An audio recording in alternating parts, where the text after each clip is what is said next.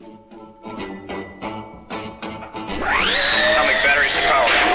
Turbines to speed. Now, everything old is new again. America's entertainment pop culture talk show. It may well possess a rudimentary intelligence. I'm trying to think, but nothing happens. Felt a great disturbance in the force. Hello, I'm Mr. Red. Come on, Mark, like a job for me. Where's the goodies? Leave the gun. Take the cannoli. I bet you wouldn't have done anything like this if Mom and Dad were here. You filthy criminal. Excuse me while I whip this out. Go ahead. Make my day. Here are your hosts, Douglas Viviani and David Cohen.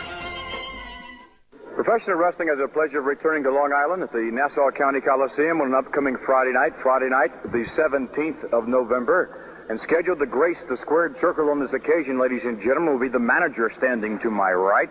And all his sartorial splendor, if you would, the Grand Wizard of Wrestling, as you will be representing superstar Billy Graham on this occasion. That is correct. Once again, the fortunate people in the Long Island area will be able to have a visual feast as they see in action the great, the former Worldwide Wrestling Federation heavyweight champion, the man with 1,000,001 muscles, superstar Billy Graham in all his glory, blazing his way to still another great, grand, and victorious match. That's what's going to happen, Mr. McMahon. Welcome to Everything Old is New again. Douglas Viviani here with Mr. Pandemonium himself, David Cohen. Remember those days? Do you remember? I remember them well. Yes, I do. I have to tell you, that of course is wrestling from the 1970s. Totally different animal than we're dealing with, I think, today. And I just harken back to those days growing up on Long Island, dying and wishing to go to Madison Square Garden to see Bruno Sammartino, knowing that that's never going to happen. Like, parents aren't going to take us to the New York City area just to see that. You know, the circus, yes, but wrestling, no.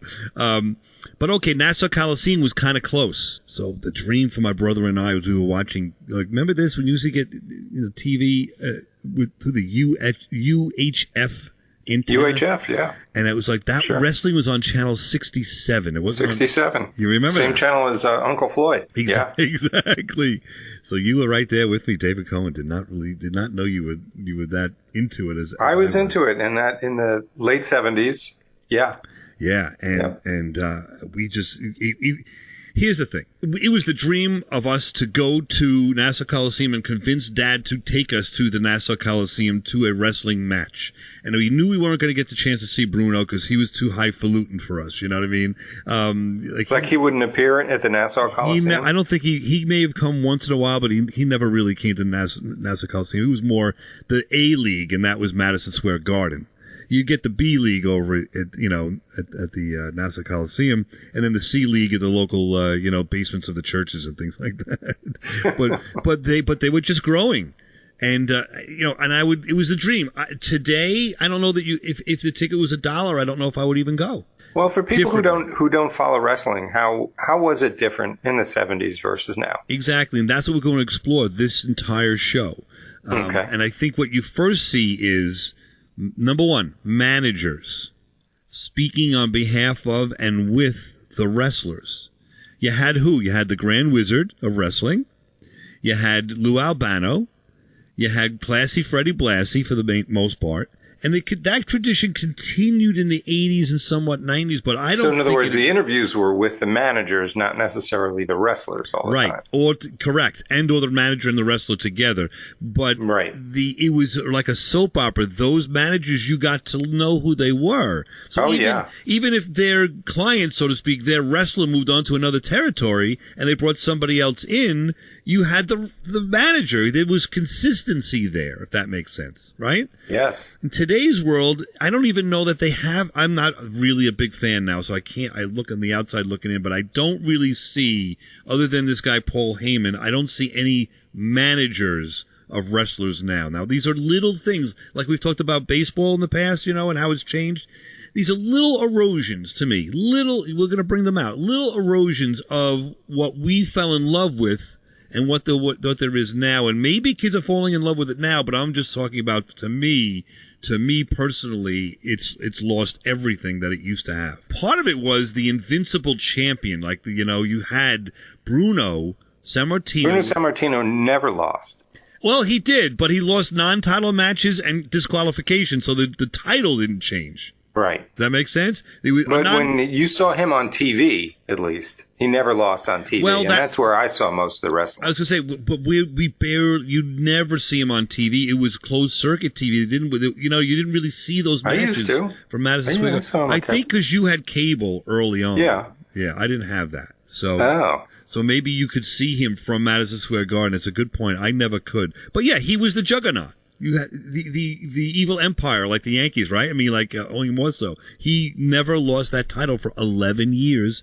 But he was a good guy originally. Bruno was always a good guy. Always the good Always guy. Was a good guy? Yeah, always. Okay. Here he is responding to superstar Billy Graham. We'll talk about this in a minute. Ladies and gentlemen, in Madison Square Garden this Monday night, Bruno Sammartino to my right opposes superstar Billy Graham. I'm quite certain you are hoping for victory in your return to the Garden this Monday. I am most definitely hoping for victory. I feel victory, Vince. I feel it in my bones and every muscle in my body.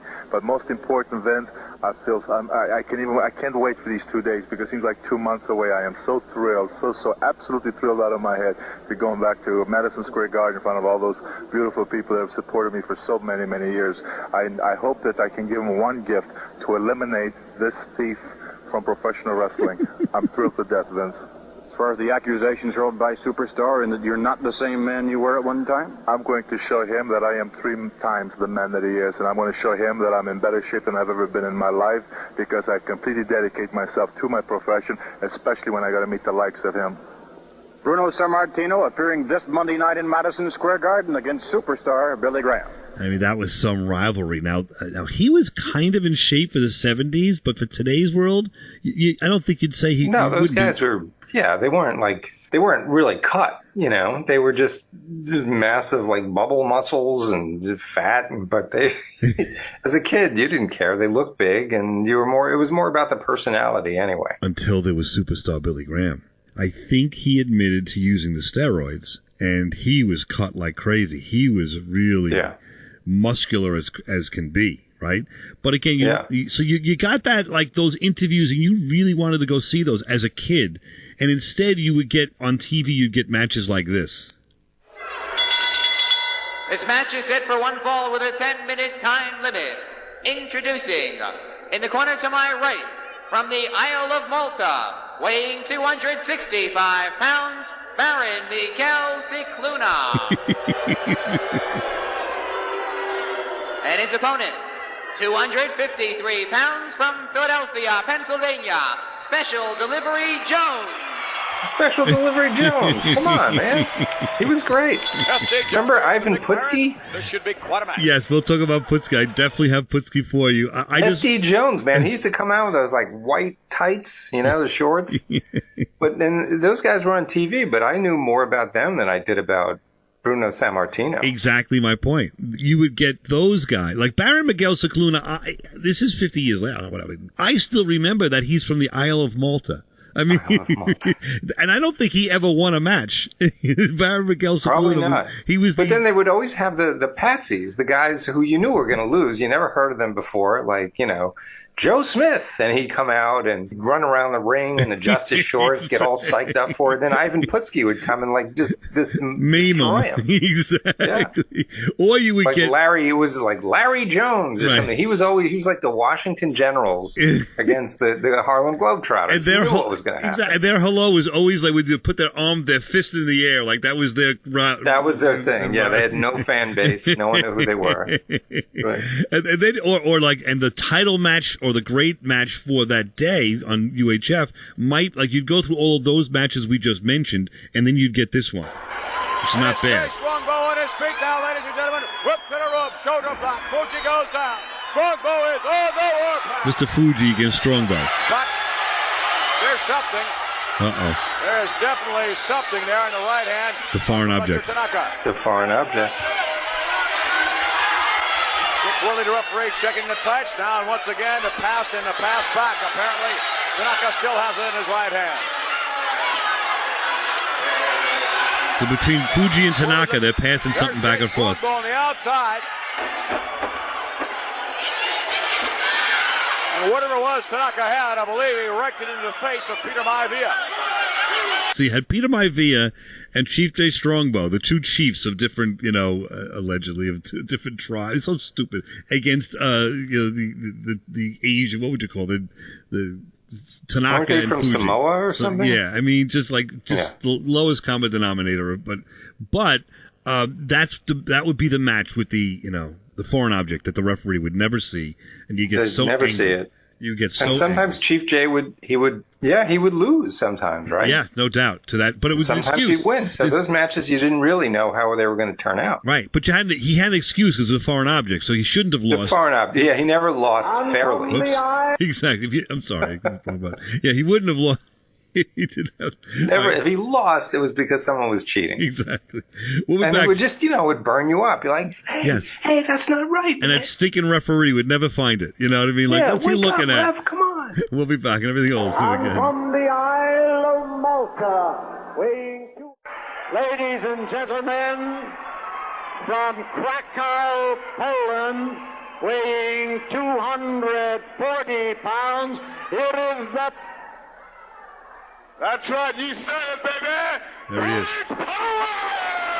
Polish power. Everything else new again. I'll tell you one thing, everybody better be nice to us Polish people because we have a Polish Pope now. 1970s. And I want to sing a beautiful song for the main man upstairs. This is for the main man. This is your man, Ivan Putski. Also to Bruno, I want to dedicate this song to the living legend, Bruno Salmentino. There you go. There's always a reference to Bruno. I love you so. Listen to that. Oh, boy. Everybody.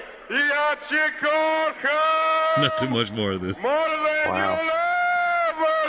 Ivan Putski. We're talking here wrestling 1970s versus now, and just to get an idea, I mean, to try to get the personalities. There's your buddy Ivan Putski. Ivan Putski. He was a force of nature. He was in good shape. Yeah, he was. He actually was in good shape, but he was like just a real showman. And you always rooted for him. Yes. You always rooted for him. He was a good guy, right? He was a good guy. But he had no hesitation.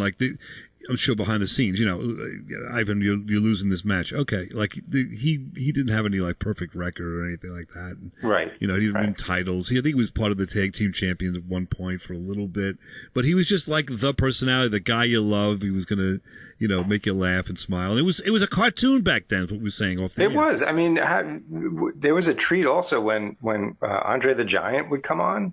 He'd be on TV occasionally. Yes. It was a cartoon. He was enormous, and they would always match him against, I think, somebody deliberately, short of stature. Yes, or just, two or just three. So you get the visual. Or two or three of them. He'd have the handicap Or two or matches. three. Yeah. Right. And then you've got the Sicilian stretcher.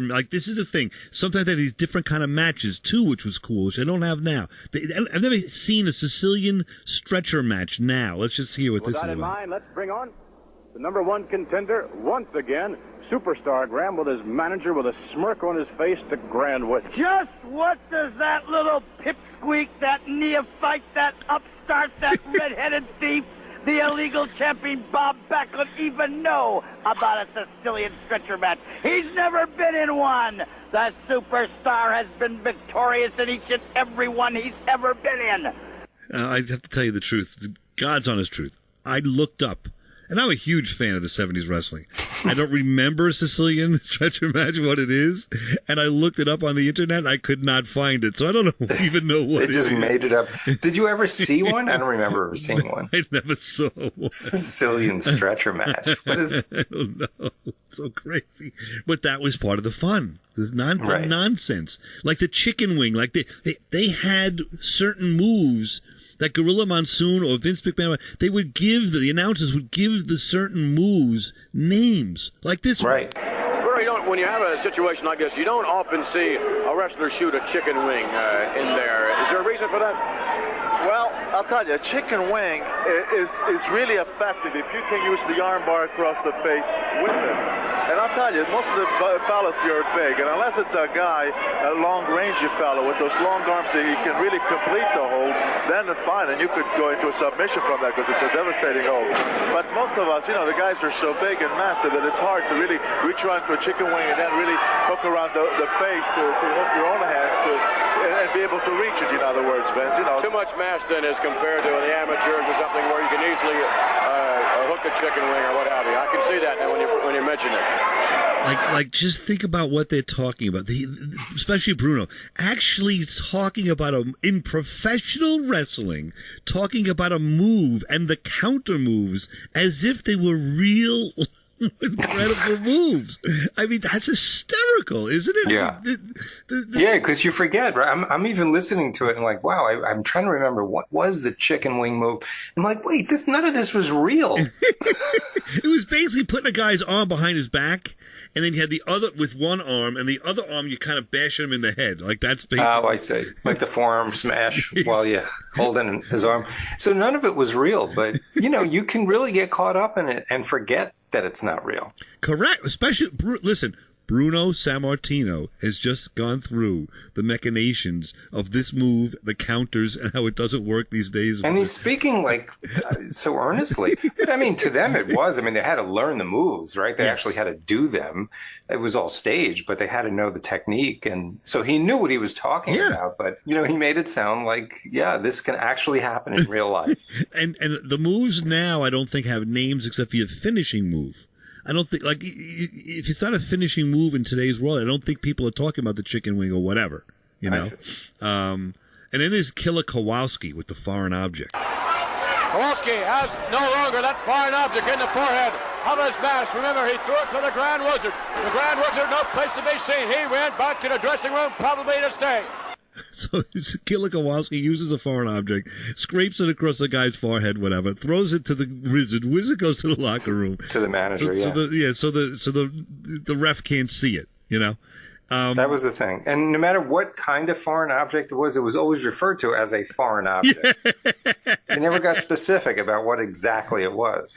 And almost every week there was somebody had a foreign object.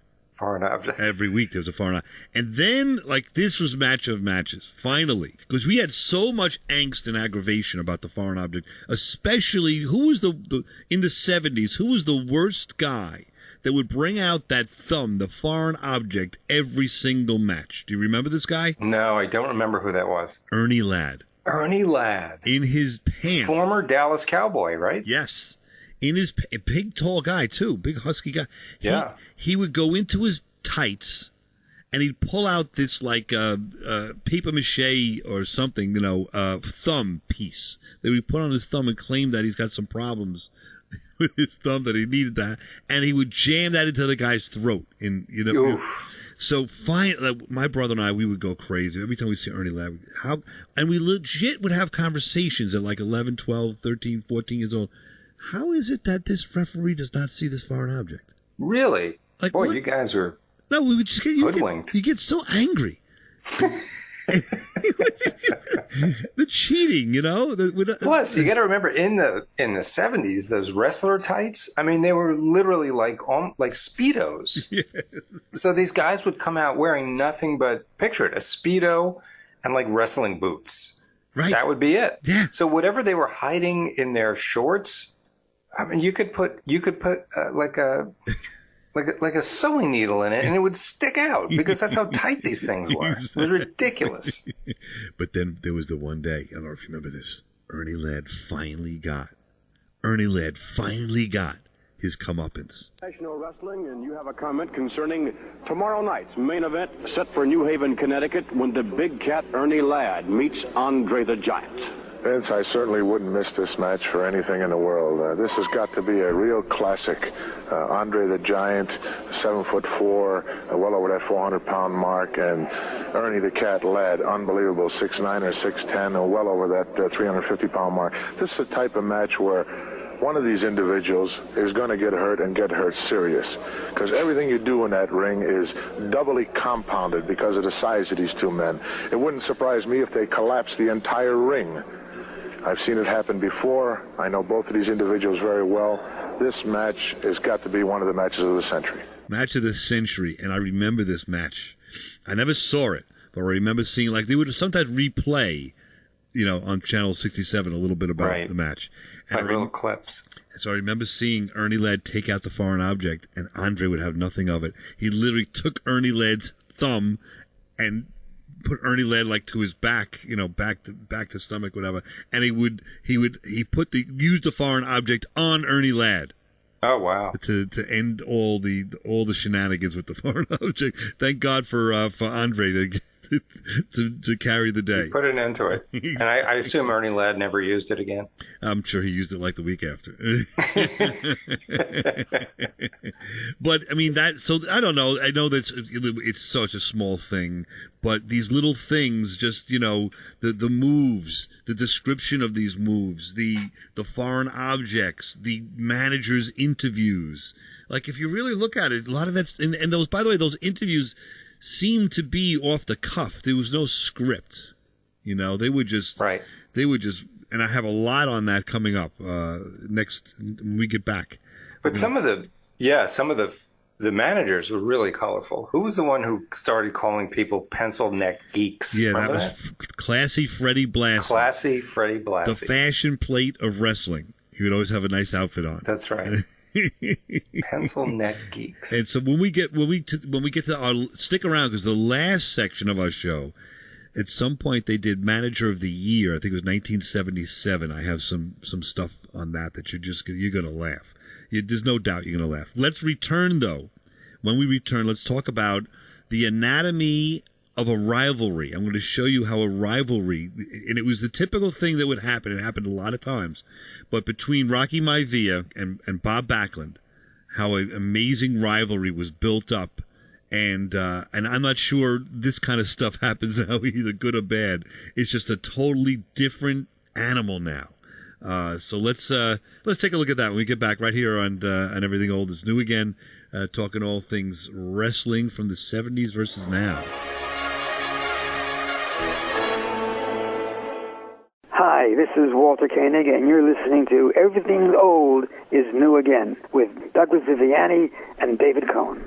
This is Terrence Winter, writer and executive producer of The Sopranos, creator and executive producer of Boardwalk Empire and The New Vinyl on HBO. And you're listening to my friends Douglas Viviani and David Cohen on Everything Old is New Again. Hey, it's Dr. Peter Weller. I'm here with my friends David Cohen and Douglas Viviani on Everything Old is New Again. One of my favorite shows, and I may not be the most interesting man in the world, but I'm one of them. Hello, everyone. I'm Dee Dee Sorvino, co-author of Pinot Pasta and Parties, along with your favorite good fella, Paul Sorvino, and we are here to tell you that you should be listening every day, all day long. Wake up to it and sleep with it. Everything Old is New Again with Douglas Viviani and David Cohen. Hi, this is Paul McGann, the 8th Doctor, and you're listening to Everything Old is New Again. This is Bobby Clark for Everything Old is New Again, and a nostalgic look to the future. Now, back to America's entertainment pop culture talk show. Everything Old is New Again with Douglas Viviani and David Cohen. Now we're going to talk about the living legend. I'm glad this match. I'm glad for that. You know why? Because right now, San Martino is in the finest condition of his life. There'll be no excuses. He's trained hard. I know the man is doing road work. I know the man is training with weights. I know the man is at the peak of condition. And it's a stepping stone. If you get past San Martino, we know the belt. We got the belt, baby. Once you beat San Martino, we got it made. We go back here, and Everything Old is New Again. Having some fun with the old days of wrestling in the 1970s. That's Captain Lou Albano, and they always went into like how tall a guy was, what their weight was, that they're in shape, that they're working out, like really took it from boxing, I guess, They try to lend some authenticity to the events. Does that make sense? Right. Yeah. And we bought it. We bought all of it. You better believe it. So, here's the thing. I'm going to show here a little bit of the anatomy of a rivalry, which I'm not sure they do this way anymore. And again, good, bad, different. It's just different.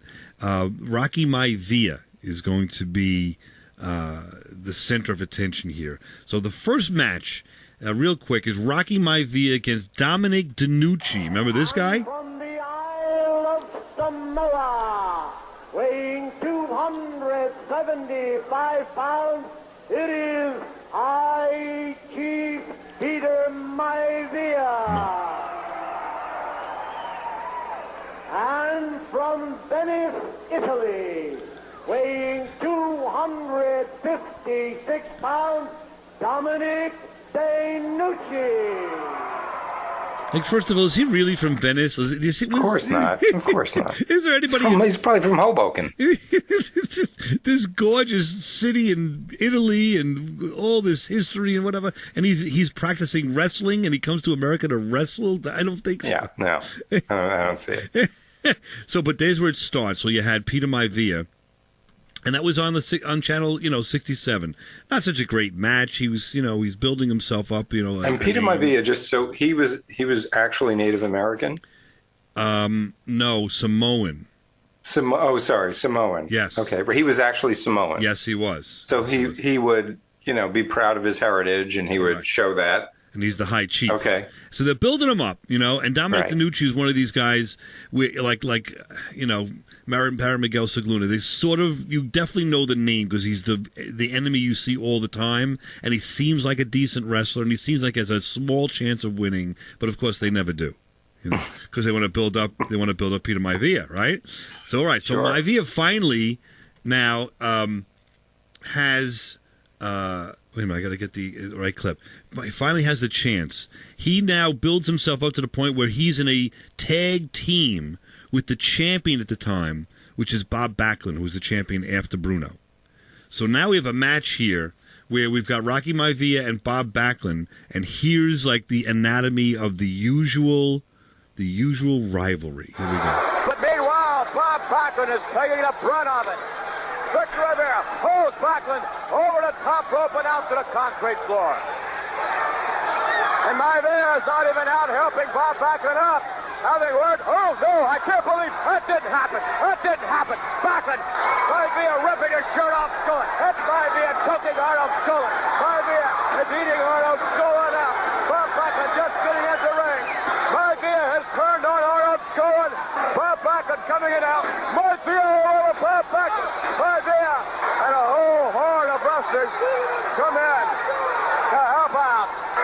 I can't believe it. What happened?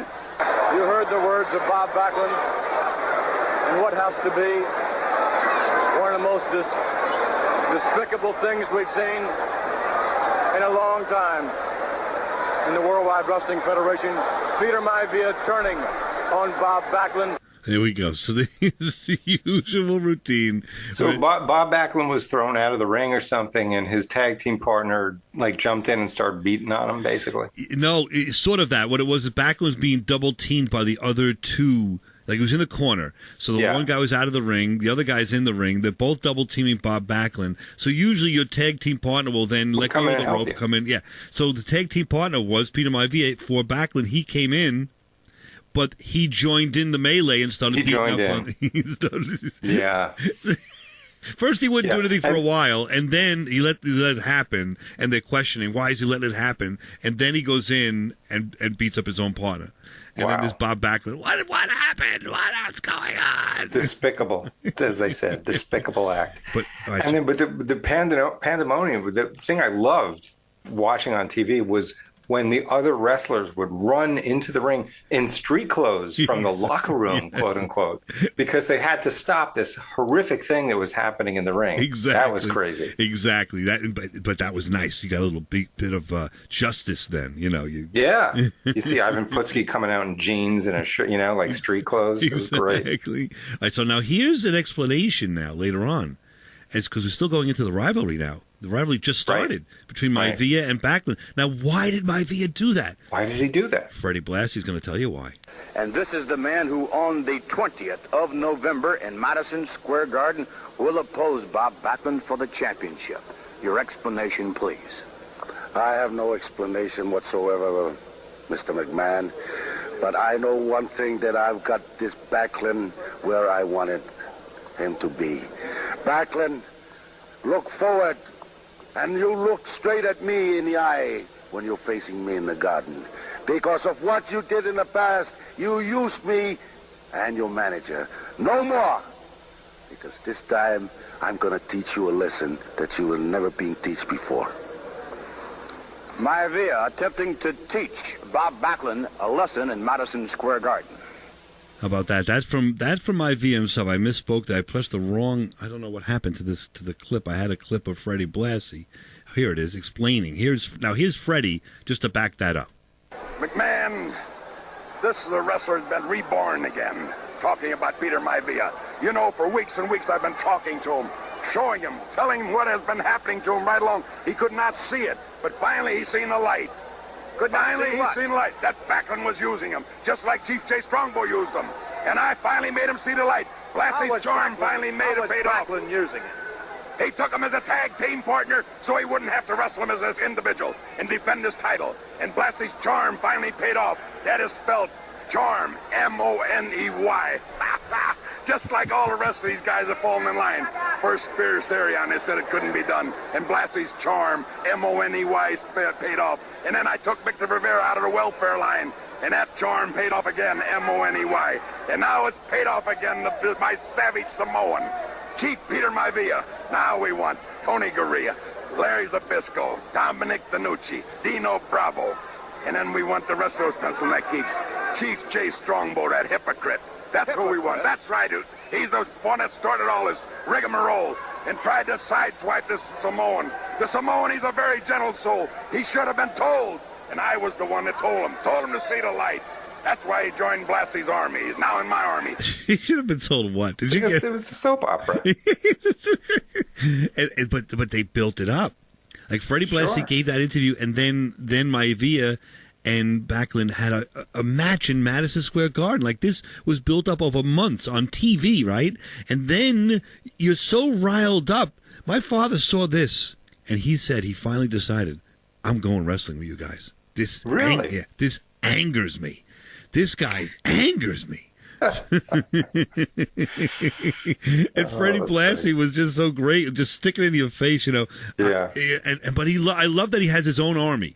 He's building up a corral, so to speak. He says at other times of his wrestlers, a stable. That was really what he calls it. My stable of wrestlers.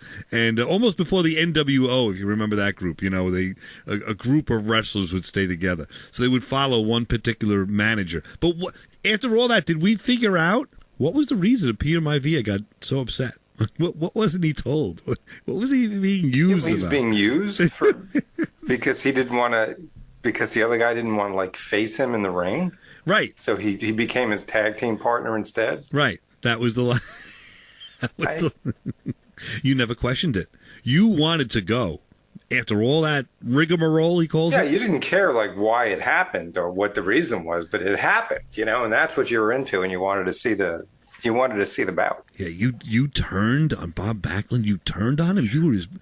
That was the worst thing you could do. Was turn on your tag team partner. That was, and they didn't hesitate by putting, like, I don't think they do it now. The champions, like Roman Reigns or whoever, do they get into a match where they're a tag team partner of someone? I'm not so sure. I'm not sure that it happens too much anymore. You know, because that's really where the rivalries come from. Is where you turn on the guy and you manage. I mean, what other drama can you have in wrestling? I mean, what's the word I'm looking for? You need revenge, but over something that happened, which is like you become a turncoat, right? Yeah, there's nothing worse. It's just the human drama that goes back to Shakespeare. It's great. They tap into that, and you know, you're at home. Betrayal. That's the word I was looking for. This son of a gun. He just betrayed. He betrayed. You know, Bob Backlund, and therefore he betrayed me because I'm a Backlund fan. He's our champion. He's a good guy. Exactly. We'll come back and talk about the managers and their role and who was manager of the year, or at least in the running for manager of the year, 1977. Everything all is new again. This is Everything Old is New Again, America's entertainment pop culture talk show with Douglas Viviani and David Cohen.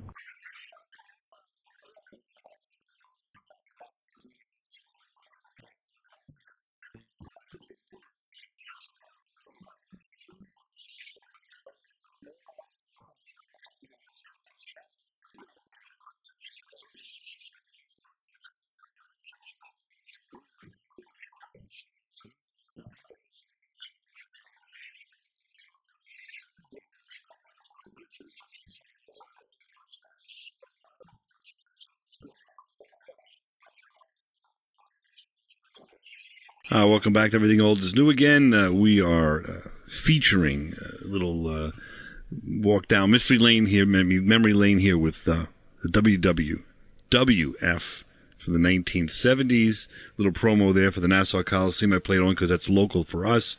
I'm sure you had wrestling organizations wherever you are in the 70s promoting, your next event. And so now the next question is this.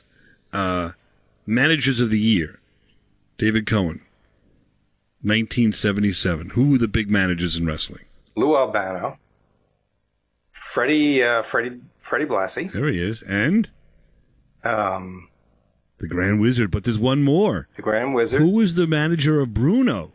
You never saw this guy, but it was mentioned before because then he managed Bob Backlund. Arnold Skolin. Remember the name Arnold Skolin? I don't. He was this guy, and he'd have just the suit on, and he was very soft-spoken, and he was not one of these, meandering guys who just ranting and raving. He was like the voice of reason. You very rarely saw him. All right, let's hear this. They had this event set up. Who is going to be Manager of the Year? And so now here's Freddie Blassie trying to explain to you why he should be. Isn't that beautiful, Mr. Blassie? Is that not beautiful? Certainly is. I got a place in my den just about that size. And I want back you to off handle just a little bit. Let the people I'm looking at the trophy. This is the trophy. That's my trophy. That's my trophy. I got the place at home in my den just proper for that thing. Incidentally, I posed for this thing here. This is Freddie Blassie on Not top. a very good likeness, Mr. Blassie. Well, the guy wasn't too good at doing it, but this is what I posed for. Incidentally, I'll have you know the first top 3 men are separated by a margin of about 25 votes. But nevertheless, there have been some rather dramatic changes here, as we're certainly proud to announce that now the individual with more votes than any other manager is a fellow by the name of Arnold Skolin, the Golden. And I want to tell you something about Arnold Skolin. I know for a fact, every day Arnold Skolin goes down Manhattan, down the Bowery, and he passes out dollar bills to those drunks and those winos and has them vote for him. That's how Arnold Skolin's in the lead. Wow. So he goes to homeless people, gives them money so that the homeless people will vote for him for Manager of the Year in some wrestling league. I mean, Freddie Blassie, he is like the king of these obscure, insane theories. He could be, if he was around now, he could literally he'd be president. And he'd be on this. Yeah, he would. He also would be. He would be on this show, and we could develop theories together. We'd have a blast. Freddie Blassie would be hysterical. I'm sure he's not around anymore. No, he's not. Unfortunately. How about remember the Wizard? Here's another one. The Grand Wizard of Wrestling.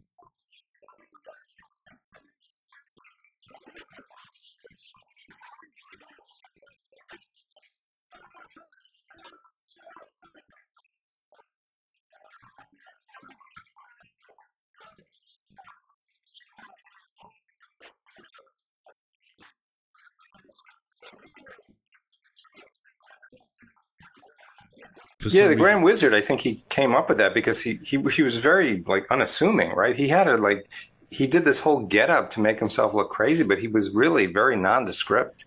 Exactly. There we go. Yeah, so the Grand Wizard, I mean, you would see he had the turban on, right? And he had those crazy glasses. And Because otherwise he was very nondescript. Other than he was spitting like a lunatic when he was talking all the time. Remember that? I remember that. I never wanted to see him talk. He was always spitting.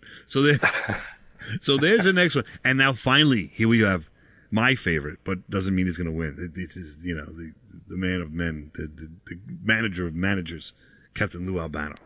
Mr. Albano, of course, representing George Steele on this occasion, and also representing the Yukon Lumberjacks, Eric and Pierre. Well, Yukon Lumberjacks, yes, but let's get down to George Steele. Let's talk about George Steele and Dusty Rhodes.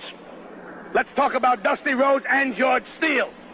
Number one, Rhodes has been coming out here. He's been mouthing off. He's been telling you what he's going to do, how he's going to do it, how proud he is, how he wants all these little black, green, yellow, red, purple fans all to get behind him, to come up, to stand with him. He wants unity. He wants all the people with him, telling you what he's going to do, how great he is. Stand up when I talk. You look too short the other way. Telling you how he's going to do it, how big he is. But did he ever say, Vince McMahon, I'm running scared? I don't believe we've heard Did he that. ever say, Vince McMahon, what can I do with the animal?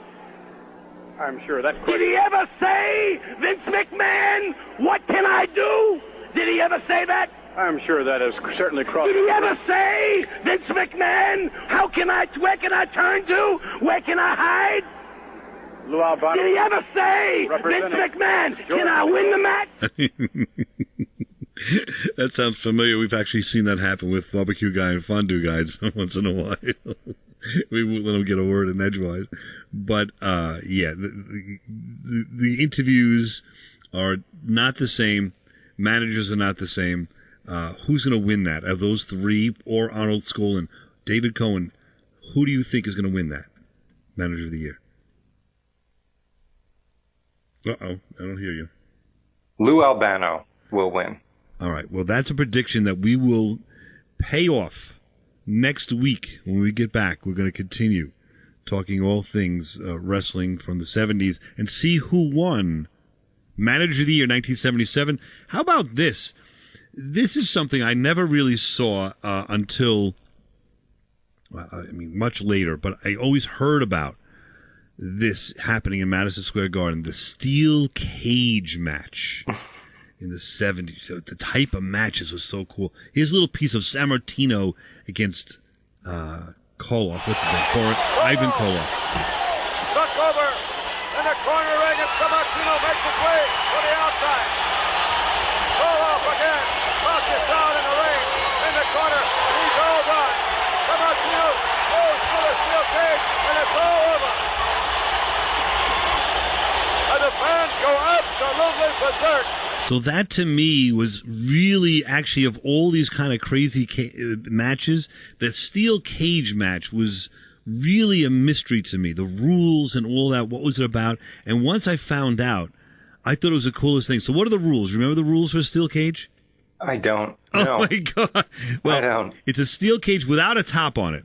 So if you climb up to the top of the steel cage and get out and climb back down, you win. Yeah, you got to get out of the cage through the top. Or I think that there's a lock on the door, and you've got to use the key to unlock the door, which when you're doing that, your back is to your opponent so you can get, attacked if you're not careful. But if you open the door and then walk out of the steel cage through the door, you also win. Okay. And so, that was like Bruno's thing. He would do the steel cages. But the thing is, have you ever seen, do you remember Bruno? Like, he's so popular. And he's the champion for so long. Do you remember what his moves were? Like we know the Rock's moves, and we know, all these different all these different wrestlers, what the finishing move and all this. What was Bruno known for? Did he have one? He did. You ready for it? Probably the most boring move on the planet. Superstar rolls him over, down for one, on the two. Superstar right back on Sammartino. Sammartino to the ropes, coming off into a bear hug now. Sammartino appears to be going limp. We may have a submission here on the part of Sammartino. If we do, it would be the first time in Sammartino's career. The bear hug. He literally would bear hug a guy until the guy was gave up, or was out of breath or whatever. That was it. The test of strength was the only other one. With the hands, the fingers in the air, fingers to fingers. That's right. Those were the two things that Bruno would do all the time. And man, compared to now, Bruno, you got to watch these matches. They do build what would you say? They do build up to a climax, but they're not like these matches today where they're jumping off the high ropes and all this. So you look at it, you go, how could this guy have been champion? But he knew some moves, this and that, but it was the bear hug. That was Bruno's maneuver. The bear hug. Because his biceps were so strong, he'd squeeze the air out of you. He would squeeze the air out of you. Yeah. All right, so what can I tell you? That could hurt. It could hurt. And it could also end your career, as they always used to say. All right, we'll be back next week. We'll take a visit to the Nassau Coliseum because my dad wants to now take us. He's so infuriated with Rocky Maivia and turning on Chief Jay Strongbow. It's time to go to the Coliseum and support WWF Wrestling in the 1970s. And we'll also find out who was Manager of the Year. 1977. We'll find out. So come on back to Everything Old is New Again, and you'll continue some investigation into WWWF 1970s.